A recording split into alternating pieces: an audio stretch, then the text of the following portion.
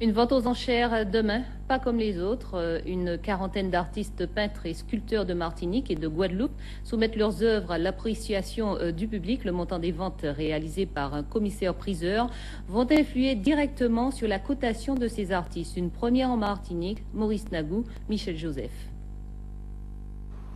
L'art contemporain dans toute sa splendeur. 43 artistes de Martinique et de Guadeloupe rassemblés pendant 48 heures.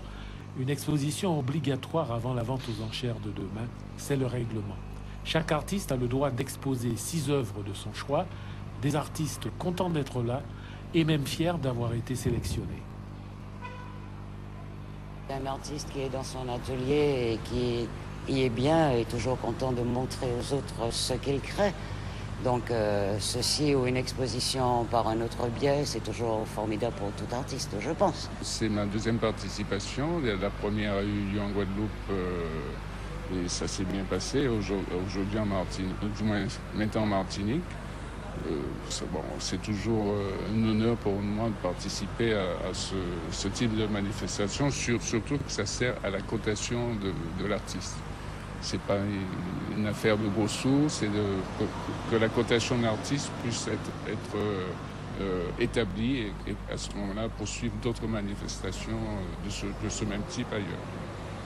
Car pour la plupart des artistes, la vente de demain, ce sera la première épreuve de vérité, l'occasion de jouer désormais dans la cour des grands.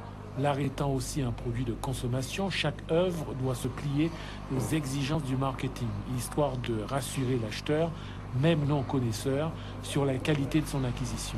On a donc un jour eu l'idée de la cotation, acte 1 pour certains, demain soir.